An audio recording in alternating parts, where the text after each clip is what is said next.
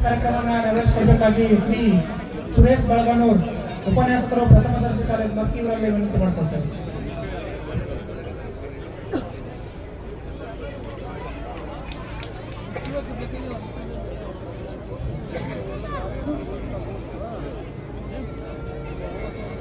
ಎಪ್ಪತ್ತಾರನೆಯ ಗಣರಾಜ್ಯೋತ್ಸವದ ವೇದಿಕೆಯ ಮೇಲೆ ಆಸೀನರಾಗಿರುವ ಮಸ್ಕಿ ವಿಧಾನಸಭಾ ಕ್ಷೇತ್ರದ ಜನಪ್ರಿಯ ಶಾಸಕರು, ಖಾದಿ ಮತ್ತು ಗ್ರಾಮೋದ್ಯೋಗ ಮಂಡಳಿಯ ಅಧ್ಯಕ್ಷರೂ ಆಗಿರುವ ರೈತನ ಮಗ ಆರ್ ಬಸನಗೌಡ ತುರುಗಾಳ್ರವರೇ, ಮಸ್ಕಿ ತಾಲೂಕಾ ದಂಡಾಧಿಕಾರಿಗಳು, ತಹಸೀಲ್ದಾರರು ಆಗಿರುವ ಚಲನಶೀಲ ವ್ಯಕ್ತಿತ್ವದ ಆಡಳಿತ ಛತ್ರ ಚೂಡಾಮಣಿಗಳು ಆಗಿರುವ ಡಾಕ್ಟರ್ ಮಲ್ಲಪ್ಪ ಯರಗೋಳ್ ಸರ್ ಅವರೇ, ಪುರಸಭೆಯ ಅಧ್ಯಕ್ಷರೇ, ಮುಖ್ಯ ಕಾರ್ಯನಿರ್ವಾಹಕ ಅಧಿಕಾರಿಗಳೇ, ತಾಲೂಕು ಪಂಚಾಯಿತಿಯ ಕಾರ್ಯನಿರ್ವಹಣಾ ಅಧಿಕಾರಿಗಳೇ, ರಾಜಕೀಯ ಮುಖಂಡರೇ, ಮುತ್ಸದ್ದಿಗಳೇ, ನಾಯಕರೇ, ನನ್ನ ನೆಚ್ಚಿನ ಪತ್ರಕರ್ತ ಮಿತ್ರರೇ,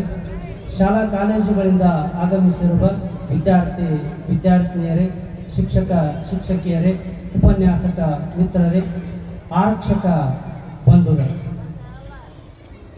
ಇಂದು ನಾವೆಲ್ಲ ಈಗಾಗಲೇ ತಹಸೀಲ್ದಾರರು ಸಮಗ್ರವಾದ ಸಾರಾಸಗಟಾಗಿರ್ತಕ್ಕಂಥ ವಿಚಾರಗಳನ್ನು ತಳಸ್ಪರ್ಶಿ ಅಧ್ಯಯನ ಮಾಡಿ ತಮ್ಮ ಮುಂದೆ ಅನಾವರಣ ಮಾಡಿದ್ದಾಗಿದೆ. ನಾವು ನಮ್ಮ ಶಾಲಾ ಕಾಲೇಜುಗಳಲ್ಲಿ ಭಾರತದ ಸಂವಿಧಾನ ಎನ್ನುವ ವಿಷಯವನ್ನು ಸುಮಾರು 1 ವರ್ಷಗಳ ತನಕ ಹೇಳಿದರೂ ಕೂಡ ಮತ್ತು ಸಿಲೆಬಸ್ಸು ಉಳ್ಕೊಂಡಿರ್ತದೆ. ಹೀಗಾಗಿ ಈ ಒಂದು ವೇದಿಕೆಯ ಮೇಲೆ ಚಿಕ್ಕದಾಗಿ ಸಮಗ್ರವಾಗಿರ್ತಕ್ಕಂಥ ವಿಚಾರಗಳನ್ನು ಅನಾವರಣ ಮಾಡುವುದಕ್ಕೆ ಆಗುವುದಿಲ್ಲ. ಆದರೂ ಕೂಡ ಸಂದರ್ಭೋಚಿತವಾಗಿ ನಾವು ಕೆಲವೊಂದು ಮಹತ್ವಪೂರ್ಣವಾಗಿರ್ತಕ್ಕಂಥ ಅಂಶಗಳಲ್ಲಿ ನಾವು ಅನಾವರಣ ಮಾಡಬೇಕಾಗ್ತದೆ. 76ನೆಯ ಗಣರಾಜ್ಯೋತ್ಸವದ ಅಡಿ ಟಿಪ್ಪಣಿ, ಅಡಿ ಬರಹ ಈಗಾಗಲೇ ಸರ್ ಹೇಳಿದಂತೆ ಸ್ವರ್ಣಿಮ ಭಾರತ್ ವಿರಾಸತ್ ಅವರು ವಿಕಾಸ್ ಅಂತಂದೇಳಿ ಬರೆಯಲಾಗಿದೆ. ಎಂತಹ ಅದ್ಭುತವಾಗಿರ್ತಕ್ಕಂಥ ಪರಿಕಲ್ಪನೆ! ಈ ಒಂದು ವಿಕಾಸ, ಅಭಿವೃದ್ಧಿ, ಪ್ರಗತಿ ಎಂತಕ್ಕಂಥದ್ದು ನಮ್ಮ ಭಾರತ ದೇಶದ ಪರಂಪರೆಯ ತಳಹದಿಯ ಆಧಾರದ ಮೇಲೆ, ಬುನಾದಿಯ ಆಧಾರದ ಮೇಲೆ ನಿರ್ಮಾಣ ಆದಾಗ ಮಾತ್ರ ಆ ಒಂದು ಅಭಿವೃದ್ಧಿಗೆ, ಆ ಒಂದು ವಿಕಾಸಕ್ಕೆ ಏನಿರ್ತದ ಅರ್ಥ ಇರ್ತದ. ಯಾವುದೇ ಸಂಪ್ರದಾಯವನ್ನು ಧಿಕ್ಕರಿಸಿದ್ವಿ, ಆಚಾರ ವಿಚಾರ, ಉಡುಗೆ ತೊಡುಗೆ, ಹಾವ ಭಾವ, ನಡೆ ನುಡಿ ಮುಂತಾದವುಗಳನ್ನ ಧಿಕ್ಕರಿಸಿ ಬದಲಾವಣೆ, ಅಭಿವೃದ್ಧಿ, ಶ್ರೀಮಂತಿಕೆ ಒಂದೇ ನಮ್ಮ ಗುರಿ ಅಂತಂದೇಳಿ ಹೋಗ್ಬಿಟ್ವಿ ಅಂತಂದ್ರೆ ಬಹುಶಃ ಶ್ರೀಮಂತರಾಗಬಹುದೇನೋ ಪ್ರಪಂಚದಲ್ಲಿ ಭಾರತ ದೇಶ. ಆದರೆ ಈ ಒಂದು ಐತಿಹಾಸಿಕ ಪರಂಪರೆ, ಈ ಒಂದು ಸಂಸ್ಕೃತಿಗೆ ಹೆಸರುವಾಸಿಯಾಗಿರ್ತಕ್ಕಂಥ ನಮ್ಮ ದೇಶ ಬಹುಶಃ ಮುಂದಿನ ದಿನಗಳಲ್ಲಿ ಏನಾಗ್ತದೆ ಅದೇ ಉದ್ದೇಶ ಇಟ್ಕೊಂಡಿವಿ ಅಂತಂದೇಳಿದ್ರೆ ಮಂಕಾಗುವ ಸಾಧ್ಯತೆಗಳಿರ್ತದೆ. ಹೀಗಾಗಿ ಅವ್ರ ಕೆಳಗಡೆ ಅದೇ ಟಿಪ್ಪಣಿ ಏನ್ ಮಾಡ್ಯಾರ, ವಿರಾಸತ್ ಅವರು ವಿಕಾಸ ಅಂತಂದೇಳಿ ಪರಂಪರೆಯ ತಳಹದಿಯ ಆಧಾರದ ಮೇಲೆ ನಾವು ಅಭಿವೃದ್ಧಿ ಆಗ್ಬೇಕಾಗಿದೆ. ನಿಧಾನ ಆದರೂ ಕೂಡ ಅದು ಶಾಶ್ವತವಾಗಿರ್ತಕ್ಕಂಥ ಅಭಿವೃದ್ಧಿ ಆಗಬಲ್ಲದು ಎಂತಕ್ಕಂಥ ಒಂದು ಸದುದ್ದೇಶ ಅದರೊಳಗಾಗಿದೆ. ಪ್ರೀತಿ ಇಲ್ಲದ ಮೇಲೆ ಹೂ ಅರಳಿತು ಹೇಗೆ, ಹಕ್ಕಿಗೂಡು ಕಟ್ಟಿತು ಹೇಗೆ, ಮೋಡ ಹನಿ ಒಡೆದು ಇಳೆ ತಂಪಾದೀತು ಹೇಗೆ, ಹಚ್ಚ ಹಸಿರಿನ ಪೈರು ಬೆಳೆದೀತು ಹೇಗೆ ಎನ್ನುವಂತಹ ರಾಷ್ಟ್ರಕವಿ ಜಿ.ಎಸ್. ರುದ್ರಪ್ಪನವರ ಮಾತಿಗೆ ನಾವು ಒಂದೆರಡು ಮಾತುಗಳನ್ನು ಸೇರಿಸಬೇಕಾಗ್ತದ. ಸಂವಿಧಾನ ಇಲ್ಲದ ಮೇಲೆ ದೇಶ ಅಭಿವೃದ್ಧಿ ಆದೀತಾದರೂ ಹೇಗೆ, ದಾಸ್ಯದಿಂದ ಮುಕ್ತರಾದೇವಾದರೂ ಹೇಗೆ ಎಂತಕ್ಕಂಥ ಮಾತನ್ನ ನಾವಿಲ್ಲಿ ನೆನಪಿಸಿಕೊಳ್ಳಬೇಕಾಗ್ತದ ಬಂಧುಗಳೇ. ಈಗ ವಾಸ್ತು ಪ್ರಕಾರ ಬದುಕಿದರೆ ಒಳ್ಳೆಯದಾಗ್ತದೋ ಕೆಟ್ಟದಾಗ್ತದೋ ಗೊತ್ತಿಲ್ಲ, ನಿಖರವಾಗಿ ಸ್ಪಷ್ಟವಾಗಿ ನಿರ್ದಿಷ್ಟವಾಗಿ ಹೇಳೋಕ್ಕಾಗೋದಿಲ್ಲ. ಆದ್ರೆ ಸಂವಿಧಾನಬದ್ಧವಾಗಿ ಕಾನೂನಿನ ಪ್ರಕಾರವಾಗಿ ಬದುಕಿದ್ವಿ ಅಂತಂದ್ರೆ ಖಂಡಿತ ನಮಗೆಲ್ಲರಿಗೂ ಒಳ್ಳೆಯದು ಆಗೇ ಆಗ್ತದ. ಯಾಕಂತ ಹೇಳಿದ್ರೆ ಭಾರತ ದೇಶದ ಪ್ರಜೆಗಳಿಗೆ ರಕ್ಷಾ ಕವಚವಾಗಿ ನಮ್ಮ ಹಕ್ಕು ಸ್ವಾತಂತ್ರ್ಯಗಳನ್ನ, ಬೇಕು ಬೇಡಗಳನ್ನ ಒದಗಿಸಿ ಕೊಡ್ತಕ್ಕಂಥ ಮಂತ್ರದಂಡದಂತೆ ಯಾವುದು ಕೆಲಸ ಮಾಡಕತ್ತದ, ನಮ್ಮ ಭಾರತ ದೇಶದ ಸಂವಿಧಾನ ಕೆಲಸ ಮಾಡಕತ್ತದ. ಈ ಸಂವಿಧಾನ ಇರ್ಲೇಬೇಕಾ? ಸಂವಿಧಾನ ಇರಲಿಲ್ಲ ಅಂತಂದು ಹೇಳಿದ್ರೆ ನಡೀತಿದ್ದಿಲ್ವಾ ಎಂತಕ್ಕಂಥ ಒಂದು ಯೋಚನೆ, ಆಲೋಚನೆ ನಿಮ್ಮಲ್ಲಿ ಏನಾದರೂ ಬಂತು ಅಂತಂದು ಹೇಳಿದ್ರೆ ಅದಕ್ಕೆ ನಮ್ಮ ಇತಿಹಾಸವೇ ಉದಾಹರಣೆ ಆಗ್ತದ. ನಮ್ಮ ಭಾರತ ದೇಶದ ನಾಗರಿಕತೆ 5,000 ವರ್ಷಗಳ ಹಿಂದೆ ಸಿಂಧೂ ಬಯಲಿನ ನಾಗರಿಕತೆಯಿಂದ ಆರಂಭವಾಗ್ತದೆ. ಅದು ಮುಂದೆ ಬರೆದು ವೇದಗಳ ಕಾಲದ ಸಂಸ್ಕೃತಿಯನ್ನ ಆಚರಿಸ್ತದ. ಅದಾದ ಮೇಲೆ ಕ್ರಿಸ್ತಪೂರ್ವ 4ನೇ ಶತಮಾನದೊಳಗ ಶಿಶುನಾಗ ಸಂತತಿ, ನಂದ ವಂಶ, ಆಮೇಲೆ ಮೌರ್ಯ ಸಾಮ್ರಾಜ್ಯ ಅಂತಂದೇಳಿ ಆಡಳಿತ ಮಾಡ್ತವ. ಕ್ರಿಸ್ತ ಶಕ 4ನೇ ಶತಮಾನದೊಳಗ ಗುಪ್ತರ ಸಾಮ್ರಾಜ್ಯ ಬರ್ತದ. 13ನೇ ಶತಮಾನ ತನಕ ಬೇರೆ ಬೇರೆ ಆಳರಸರು ಆಡಳಿತವನ್ನ ಮಾಡ್ತಾರ. 12ನೇ ಶತಮಾನದಲ್ಲಿ ಮಹಮ್ಮದಿಯರ ಭಾರತಕ್ಕೆ ಆಗಮನ ಆಗ್ತದ, ದಾಳಿ ಆಗ್ತದ. 13ನೇ ಶತಮಾನದಿಂದ ದೆಹಲಿಯೊಳಗ ಗುಲಾಮಿ ಸಂತತಿ ಅಂತಕ್ಕಂಥದ್ದು ಆರಂಭ ಆಗ್ತದ. 1857ರ ತನಕ ಬ್ರಿಟಿಷ್ ಈಸ್ಟ್ ಇಂಡಿಯಾ ಕಂಪನಿ ನಮ್ಮ ಭಾರತ ದೇಶವನ್ನ ಆಳ್ತಾ ಇರ್ತದ. 1857ರಲ್ಲಿ ಈ ಒಂದು ಸಿಪಾಯಿ ದಂಗೆ ಭಾರತ ದೇಶದ ಪ್ರಪ್ರಥಮ ಸ್ವಾತಂತ್ರ್ಯ ಸಂಗ್ರಾಮ ಅಂತಂದೇಳಿ ಕರಿತೀವಲ್ಲ, ಅದು ನಡೆದಾಗ ಈಸ್ಟ್ ಇಂಡಿಯಾ ಕಂಪನಿಯಿಂದ ಏನಾಗ್ತದ, ಬ್ರಿಟಿಷರ ಒಂದು ಸರ್ಕಾರಕ್ಕೆ ಆಡಳಿತ ವರ್ಗಾವಣೆ ಆಗ್ತದ.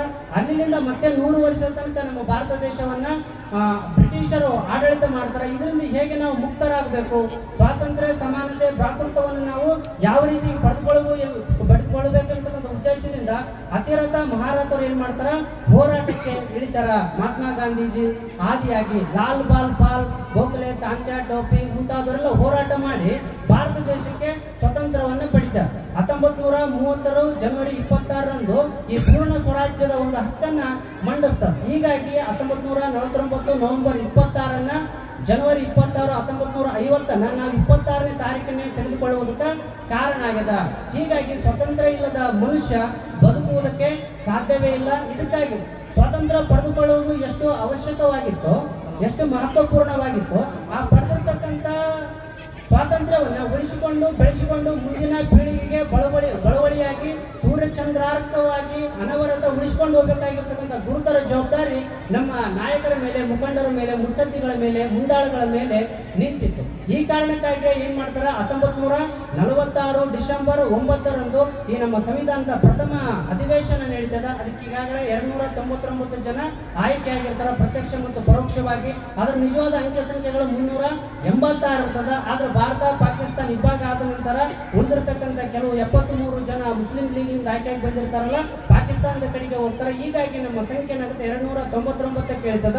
ಆ 299 ಜನ ಸದಸ್ಯರು ಸೇರಿ ಭಾರತ ದೇಶಕ್ಕೆ ಒಂದು ಭದ್ರವಾದಂತಹ ಅಚ್ಚುಕಟ್ಟಾಗಿರ್ತಕ್ಕಂಥ ಕಬ್ಬಿಣದಷ್ಟೇ ಗಟ್ಟಿಯಾಗಿರ್ತಕ್ಕಂಥ ಒಂದು ಸಂವಿಧಾನವನ್ನು ರಚಿಸುವುದಕ್ಕೆ ಸಾಧ್ಯ ಆಯಿತು. ಇದರಲ್ಲಿ 22 ಭಾಗಗಳಿರ್ತಾವ. ಆ 22 ಭಾಗಗಳಿಗೆ ಅಂದ್ರೆ 22 ಸಮಿತಿಗಳಿದ್ದು, ಅದನ್ನೇ ನಾವು 22 ಭಾಗಗಳಿಂದ ಸಂವಿಧಾನದೊಳಗೆ ತಗೊಂಡಿವಿ. ಆ ಸರ್ವಾಧ್ಯಕ್ಷರು ಡಾಕ್ಟರ್ ಬಾಬು ರಾಜೇಂದ್ರ ಪ್ರಸಾದರಾಗಿರ್ತಾರ. ಅದ್ರಲ್ಲಿ ಅತ್ಯಂತ ಮಹತ್ವಪೂರ್ಣವಾಗಿರ್ತಕ್ಕಂತಹ ಒಂದು ಸಮಿತಿ ಅಂತಂದು ಹೇಳಿದ್ರೆ ಕರಡು ಸಮಿತಿ ಆಗಿರ್ತದೆ. ಆ ಕರಡು ಸಮಿತಿಗೆ ಡಾಕ್ಟರ್ BR ಅಂಬೇಡ್ಕರ್ ಅವರು ಅಧ್ಯಕ್ಷರಾಗ್ತಾರೆ. ಅವರು ಪ್ರಪಂಚದ ಸುಮಾರು 60 ದೇಶಗಳ ಸಂವಿಧಾನಗಳನ್ನ ಕರತಲಾಮಲಕ ಮಾಡಿಕೊಂಡು ತಳಸ್ಪರಿಸಿ ಅಧ್ಯಯನ ಮಾಡಿ ನಮ್ಮ ಭಾರತ ದೇಶದ ರೀತಿ ನೀತಿಗಳು, ಜನತೆಯ ಮಾನಸಿಕ ಸ್ಥಿಮಿತತೆ, ಮಾನಸಿಕ ಸ್ಥಿರತೆ, ಅವ್ರಿಗೇನು ಬೇಕಾಗಿದೆ ಎಂಬುದನ್ನು ಅರ್ಥ ಮಾಡಿಕೊಂಡು ಆ ಎಲ್ಲ ಸಂವಿಧಾನಗಳ ರಸಸ್ವಾದವನ್ನು ತಮ್ಮದೇ ಆಗಿರ್ತಕ್ಕಂಥ ಹೊಸದೊಂದು ವಿಷಯಗಳನ್ನು ಸೇರಿಸಿ ಎಲ್ಲರ ಅಭಿಪ್ರಾಯವನ್ನು ಪಡೆದು ಅವರಿಂದ ಸಹಿ ಅನ್ನಿಸಿಕೊಂಡು ನಮ್ಮ ಸಂವಿಧಾನದೊಳಗೆ ಸೇರಿಸ್ತಕ್ಕಂಥ ಒಂದು ಗುರುತರ ಜವಾಬ್ದಾರಿಯನ್ನ ಅತ್ಯಂತ ಅಚ್ಚುಕಟ್ಟಾಗಿ ನಿಭಾಯಿಸ್ತಾರ. ಈ ಸಂವಿಧಾನ ರಚನೆಯಾಗೋದಕ್ಕೆ ಒಟ್ಟು 2 ವರ್ಷ 11 ತಿಂಗಳು 18 ದಿನಗಳ ತನಕ ಟೈಮ್ ಹಿಡಿತದ. ಇದೆಲ್ಲ ವೃತ್ತಾಂತ ಮುಗಿಯುವುದಕ್ಕೆ ಸುಮಾರು 64 ಲಕ್ಷ ರೂಪಾಯಿ ಏನಾಗ್ತವ ನಮ್ಮ ಸಂವಿಧಾನಕ್ಕೆ ವೆಚ್ಚ ಆಗುತ್ತದ. ಹೀಗಾಗಿ ಅಮೆರಿಕ ಸಂವಿಧಾನ, ಬ್ರಿಟನ್ ಸಂವಿಧಾನ, ಆಸ್ಟ್ರೇಲಿಯಾ ಸಂವಿಧಾನ, ದಕ್ಷಿಣ ಆಫ್ರಿಕಾದ ಸಂವಿಧಾನ, ಐರ್ಲೆಂಡಿನ ಸಂವಿಧಾನ, ಕೆನಡಾ ಸಂವಿಧಾನ ಮುಂತಾದ ಎಲ್ಲ ಸಂವಿಧಾನಗಳ ಒಂದೊಂದು ಅಂಶಗಳನ್ನ ಸೇರಿಸಿಕೊಂಡು ನಮ್ಮ ಜನತೆಗೆ ಮಣ್ಣಿನ ಗುಣಕ್ಕೆ ಹೇಗೆ ಅನುಕೂಲವಾಗುತ್ತದೆಯೋ ಅದರಂತೆ ಸೇರಿಸುವುದರ ಮುಖಾಂತರ ಪ್ರಪಂಚದಲ್ಲಿನೇ ಅತ್ಯಂತ ದೊಡ್ಡ ಸಂವಿಧಾನ, ಗಜಗಾತ್ರದ ಸಂವಿಧಾನ, ಜಂಬೂ ಸಂವಿಧಾನವನ್ನು ನಮ್ಮ ಭಾರತ ದೇಶ ಖಂಡಿತು ಎಂಬತಕ್ಕಂಥ ಮಾತನ್ನು ನಾವಿಲ್ಲಿ ನೆನಪಿಸಿಕೊಳ್ಬೇಕಾಗ್ತದ ಬಂಧುಗಳೇ.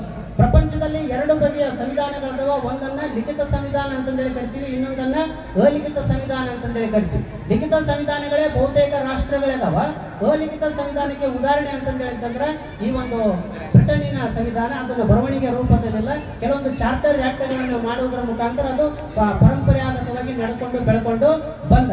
ಈ ಒಂದು ಸಂವಿಧಾನದ ಆಶಯಗಳು ಈಗಾಗಲೇ ಹೇಳಿರುವಂತೆ ಸ್ವಾತಂತ್ರ್ಯ, ಸಮಾನತೆ, ಭ್ರಾತೃತ್ವ, ವ್ಯಕ್ತಿ ಗೌರವ ಮುಂತಾದವುಗಳನ್ನು ಕಾಪಾಡುವುದೇ ಇದರದಾಗಿರ್ತದ.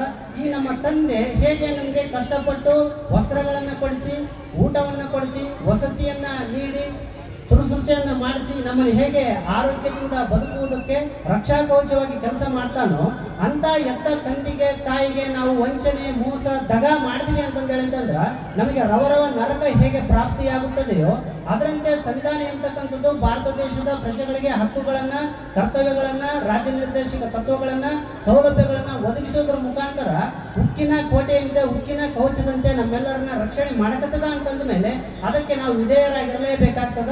ಆ ಕಾನೂನುಗಳನ್ನ ಚಾಚು ತಪ್ಪದೆ ಪಾಲಿಸಿಕೊಂಡು ಹೋಗಲೇಬೇಕಾಗ್ತದ. ಅದನ್ನೇನಾದರೂ ನಾವು ವಂಚಿಸುವ, ಅದಕ್ಕೇನಾದರೂ ಕನ್ನ ಹಾಕುವ, ಅದನ್ನೇನಾದರೂ ಬೇರೆ ಬೇರೆ ರೀತಿಯಲ್ಲಿ ಮಾಡ್ತಕ್ಕಂಥ ಪ್ರಯತ್ನಕ್ಕೆ ಕೈ ಹಾಕಿದ್ವಿ ಅಂತಂದ ಹೇಳಿದ್ರೆ ನಾವು ಒಂದು ಮನೆಗೆ ಜಂಟಿ ಎಣಿಸುವ, ಹೆತ್ತ ತಂದೆ ತಾಯಿಗಳಿಗೆ ದ್ರೋಹ ಬಗೆತಕ್ಕಂಥ ಮಕ್ಕಳಾದಂತೆ ಆಗ್ತೀವಿ ಅಂತಕ್ಕಂಥ ಮಾತನ್ನು ನಾವಿಲ್ಲಿ ನೆನಪಿಸಿಕೊಳ್ಬೇಕಾಗ್ತದೆ ಬಂಧುಗಳೇ. ಹೀಗಾಗಿ ದೇಶದಲ್ಲಿ ನಡೀತಕ್ಕಂಥ ಅನ್ಯಾಯ, ಅಕ್ರಮ, ಅತ್ಯಾಚಾರ, ಭ್ರಷ್ಟಾಚಾರಗಳ ನಡುವೆಯೂ ಕೂಡ ನಾವಿನ್ನೂ ಸುರಕ್ಷಿತವಾಗಿದ್ದೀವಿ. ನಾವಿನ್ನೂ ಸ್ವತಂತ್ರವಾಗಿ, ಲೀಲಾಜಾಲವಾಗಿ, ರಾಜಾರೋಷವಾಗಿ, ಪುಂಖಾನುಪುಂಖವಾಗಿ, ಘಂಟಾಘೋಷವಾಗಿ ಎಲ್ಲ ಜಾತಿಯ, ಎಲ್ಲ ಜನಾಂಗದ, ಎಲ್ಲ ಧರ್ಮದ ಜನರೆಲ್ಲರೂ ಸೇರಿಕೊಂಡು ಈ ವೇದಿಕೆ ಮೇಲೆ ಮಾತಾಡಕತ್ತೀವಿ ಅಂತಂದ ಹೇಳಿದ್ರ ಅದಕ್ಕೆ ಯಾವ ಶಕ್ತಿ ಕಾರಣ ಅಂತಂದ ಹೇಳಿದ್ರ ಡಾಕ್ಟರ್ ಬಾಬಾ ಸಾಹೇಬ್ ಅಂಬೇಡ್ಕರ್ ಅವರು ಬಂದಿರತಕ್ಕಂಥ ಈ ಸಂವಿಧಾನವೇ ಕಾರಣ ಎಂತಕ್ಕಂಥ ಮಾತನ್ನ ನಾವಿಲ್ಲಿ ನೆನಪಿಸಿಕೊಳ್ಳಲೇಬೇಕಾಗ್ತದ. ಡಾಕ್ಟರ್ ಬಾಬಾ ಸಾಹೇಬ್ ಅಂಬೇಡ್ಕರ್ ಅವರು ಬರೆದ ನಂತರ ಮುಂದಿನ ದಿನಗಳಲ್ಲಿ ಒಂದು ಮಾತನ್ನ ಹೇಳ್ತಾರ, ನಾನು ಬರೆದ ಸಂವಿಧಾನವನ್ನ ಸರಿಯಾದ ರೀತಿಯಲ್ಲಿ ಅನುಸರಿಸಿದರೆ ಭಾರತ ಭೂಲೋಕದ ಸ್ವರ್ಗವಾಗುತ್ತದೆ. ಆದರೆ ಸಂವಿಧಾನವನ್ನ ಜಾರಿಗೆ ತರುವ ಸ್ಥಳದಲ್ಲಿ ಸಂವಿಧಾನದ ವಿರೋಧಿಗಳು ಕೂತುಕೊಳ್ಳುತ್ತಿದ್ದಾರೆ. ಇದು ವಿಷಾದನೀಯ ಸಂಗತಿ ಅಂತಂದೇಳಿ ಅವ್ರು ಹೇಳ್ತಾರೆ. ಒಂದು ದೇಶದ ಸಂವಿಧಾನ ಎಷ್ಟೇ ಗಟ್ಟಿಮುಟ್ಟ ಆಗಿದ್ದರೂ ಕೂಡ ಅದನ್ನ ಆಳ್ತಕ್ಕಂಥ ಸರ್ಕಾರ ಅಸಮರ್ಥವಾಗಿತ್ತು ಅಂತಂದು ಹೇಳ್ತಂದ್ರ ಆ ಸಂವಿಧಾನ ಏನಾಗ್ತದ ಸರಿಯಾಗಿ ಜಾರಿಗೆ ತರುವುದಕ್ಕೆ ಆಗೋದೇ ಇಲ್ಲ. ಆ ಸಂವಿಧಾನದ ಆಶಯಗಳ ಜೊತೆಗೆ ಆಶಯವನ್ನು ಈಡೇರಿಸತಕ್ಕಂಥ ಒಂದು ಭದ್ರವಾದ, ಸುಭದ್ರವಾದ ಸರ್ಕಾರಗಳು ಬಂದವು ಅಂತಂದು ಹೇಳ್ತಂದ್ರ ಅಂಬೇಡ್ಕರ್ ಅವರ, ಡಾಕ್ಟರ್ ಬಾಬು ರಾಜೇಂದ್ರ ಪ್ರಸಾದ್ ಅವರ ಮತ್ತು 299 ಜನ ಸಂವಿಧಾನ ರಚನಾಕಾರರ ಆಶಯಗಳೇನಾಗ್ತವ ಈಡೇರುವುದಕ್ಕೆ ಸಾಧ್ಯ ಆಗ್ತದ. ಹೀಗಾಗಿ ಪ್ರತಿಯೊಬ್ಬರಿಗೂ ಕೂಡ ಇಲ್ಲಿ ಬದುಕುವುದಕ್ಕೆ ಅವಕಾಶ ಐತಿ, ಪ್ರತಿಯೊಬ್ಬರಿಗೂ ಕೂಡ ಮಾತಾಡುವುದಕ್ಕೆ ಅಧಿಕಾರ ಐತಿ, ಶಿಕ್ಷಣ ಪಡೆಯುವುದಕ್ಕೆ ಅವಕಾಶಗಳದವ, ಯಾರನ್ನು ಯಾರು ತಡೆಯುವುದಕ್ಕೆ ಅವಕಾಶವೇ ಇಲ್ಲ. ಹೀಗಾಗಿ ಸಂವಿಧಾನ ಬಹಳ ಜನರ ಪರಿಶ್ರಮದ ಫಲವಾಗಿ ಎಲ್ಲ ಏಳು ಬೀಳುಗಳನ್ನ ಕಂಡು ಪ್ರಾಣ ತ್ಯಾಗಗಳ ನಂತರ ಏನಾಗಿದೆ ಭಾರತ ದೇಶಕ್ಕೊಂದು ಭದ್ರವಾದ ಸಂವಿಧಾನ ಜಾರಿಗೆ ಬಂದದ. ಅದನ್ನೇನಾದ್ರೂ ಉಳಿಸ್ಕೊಂಡು ಹೋಗ್ಲಿಲ್ಲ ಅಂತಂದ ಹೇಳ್ತಂದ್ರ ಮತ್ತೆ ನಾವು ಇಂದಿನ ದಿನಗಳಲ್ಲಿ ಹೇಗೆ ಗುಲಾಮಗಿರಿಯನ್ನು ಮಾಡ್ತಾ ಇನ್ನೊಬ್ಬರಿಗೆ ಸಲಾಂ ಮಾಡಿತಾ ಸ್ವಾಭಿಮಾನವನ್ನು ಬಿಟ್ಟು ಬದುಕನ್ನ ಮಾಡ್ತಿದ್ದೇವೋ ಅದರಂತ ಕಾಲಗಳು ಮತ್ತೊಂದು ಸಲ ಬಂದರೆ ಅನುಮಾನ ಇಲ್ಲ ಎಂತಕ್ಕಂಥ ಮಾತನ್ನು ನಾನು ಇಲ್ಲಿ ಪ್ರಸ್ತಾಪ ಮಾಡ್ತಾ ಇದ್ದೀನಿ. ಸಂವಿಧಾನವನ್ನ ಗೌರವಿಸದಿದ್ದರೆ, ಸಂವಿಧಾನವನ್ನ ಆಚರಿಸದಿದ್ದರೆ, ಅದಕ್ಕೆ ಬದ್ಧರಾಗಿ ಓದಿವಿ ಅಂತಂದ ಹೇಳ್ತಿದ್ರ ಪ್ರಬುದ್ಧರಾಗ್ತೀವಿ. ನಮ್ಮನ್ನ ಯಾರೋ ಬಂದು ಅಲುಗಾಡಿಸೋದಕ್ಕ, ನಮ್ಮನ್ನ ದೂರೀಕರಿಸೋದಕ್ಕ ಸಾಧ್ಯವೇ ಇಲ್ಲ. ಹೀಗಾಗಿ ಅಂತಹ ಸಂವಿಧಾನದ ಆಶಯಗಳಿಗೆ ನಾವು ಹೋಗಟ್ಟು ನಮ್ಮ ಪೂರ್ವಜರು ನಮಗಾಗಿ ತ್ಯಾಗ ಮಾಡಿರತಕ್ಕಂತಹ ಒಂದು ಅಂಶಗಳನ್ನ ಗಮನದಲ್ಲಿಟ್ಟುಕೊಂಡು ಮುಂದಿನ ಪೀಳಿಗೆಗೆ ಇದನ್ನು ಹಂಚುತ್ತಾ ಓದಿವಿ ಅಂತಂದು ಹೇಳ್ತಿದ್ರ ಭವ್ಯವಾದ, ದಿವ್ಯವಾದ, ನವ್ಯವಾದ ಭಾರತ ನಿರ್ಮಾಣವಾಗುವುದಕ್ಕೆ ಸಾಧ್ಯ ಆಗ್ತದ. ಭಾರತ ದೇಶ ಪ್ರಪಂಚದಲ್ಲಿ ಹೆಸರುವಾಸಿಯಾಗಿರ್ತಕ್ಕಂಥದ್ದು ಆರ್ಥಿಕವಾಗಿ ಸುಭದ್ರ ಆದದಕ್ಕಲ್ಲ, ಶ್ರೀಮಂತ ರಾಷ್ಟ್ರ ಆದದಕ್ಕಲ್ಲ. ನಮ್ಮಲ್ಲಿರ್ತಕ್ಕಂಥ ವೈಭವವಾಗಿರ್ತಕ್ಕಂಥ ಪರಂಪರೆ ಇಂಥ ಬೃಹದಾಕಾರದ ಭಾರತ ದೇಶಕ್ಕೆ ಪ್ರಜಾಪ್ರಭುತ್ವವನ್ನು ಅಳವಡಿಸಿ ಯಶಸ್ವಿಯಾಗಿರ್ತಕ್ಕಂಥ ಏಕೈಕ ದೇಶ ಅಂತ ಹೇಳಿದ್ರೆ ಭಾರತ ದೇಶ.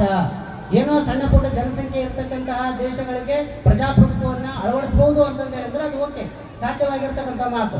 ಆದರೆ 135ರಿಂದ 140 ಕೋಟಿ ಜನಸಂಖ್ಯೆ ಇರ್ತಕ್ಕಂಥ ಈ ದೇಶದೊಳಗ ಪ್ರಜಾಪ್ರಭುತ್ವವನ್ನು ಜಾರಿಗೆ ತಂದು ಈ ಸಂವಿಧಾನವನ್ನ ಇಲ್ಲೇ ತನಕ ಉಳಿಸ್ಕೊಂಡು ಬೆಳೆಸ್ಕೊಂಡು ಬಂದಿವಲ್ಲ, ಅದು ನಿಮ್ಮಲ್ಲಿ ಇರ್ತಕ್ಕಂಥ ಶ್ರದ್ಧೆ, ಅಂತಃಶಕ್ತಿ, ನಾವು ಅದ್ರ ಮೇಲೆ ಇಟ್ಟಿರ್ತಕ್ಕಂಥ ಭಕ್ತಿ, ಗೌರವ, ನಮ್ಮ ಪೂರ್ವಜರು ಆ ಸಂವಿಧಾನಕ್ಕೆ ಯಾವ ರೀತಿಯಾಗಿರ್ತಕ್ಕಂಥ ಜೀವವನ್ನು ತುಂಬಿದ್ರು ಎಂತಕ್ಕಂಥದ್ರ ಆಧಾರದ ಮೇಲೆ ನಿಂತುಕೊಂಡದ. ಹೀಗಾಗಿ ಸಂವಿಧಾನಕ್ಕೆ ವಂಚನೆ ಮಾಡುವುದು ಅಂತಂದ ಹೇಳಿದ್ರೆ ನಮಗೆ ನಾವು ವಂಚನೆ ಮಾಡಿಕೊಂಡಂತೆ, ಸಂವಿಧಾನವನ್ನ ನಾವು ಎಲ್ಲದರಲ್ಲಿ ಬಿಸಾಡುವುದು ಎಂದರೆ ಅದಕ್ಕೆ ಗೌರವ ಕೊಡೋದಿಲ್ಲ ಅಂತಂದು ಹೇಳಿದ್ರೆ ಅದು ನಮ್ಮನ್ನು ಕಾಲ ಮೇಲೆ ನಾವೇ ಚಪ್ಪಡಿ ಕಲ್ಲನ್ನು ಹಾಕಿಕೊಂಡಂತೆ ಅಂತಕ್ಕಂಥ ಮಾತು ಇಲ್ಲಿ ಬರ್ತದ. ಅದಕ್ಕಾಗಿ ಸಂವಿಧಾನದಲ್ಲಿ 395 ವಿಧಿಗಳು, 8 ಅನುಸೂಚಿಗಳು, 22 ಭಾಗಗಳು ಮೂಲ ಸಂವಿಧಾನದಲ್ಲಿದ್ದು ಕಾಲದಿಂದ ಕಾಲಕ್ಕೆ ಬದಲಾವಣೆ ಆಗುವುದರ ಮುಖಾಂತರ 466 ವಿಧಿಗಳು, 12 ಈಗ 15 ಅನುಸೂಚಿಗಳಾಗ್ಯವ, 22 ಭಾಗಗಳಿದ್ದು 25 ಭಾಗಗಳಾಗಿ ಮುಂದುವರಿಸಲಾಗಿದೆ. ಆದ್ರೆ ಮೂಲ ತತ್ವವನ್ನ ಮಹತ್ವವನ್ನ ಹಂಗೆ ಸೂರ್ಯಚಂದ್ರಾರ್ಥವಾಗಿ ಉಳಿಸ್ಕೊಂಡು ಹೋಗ್ತದ.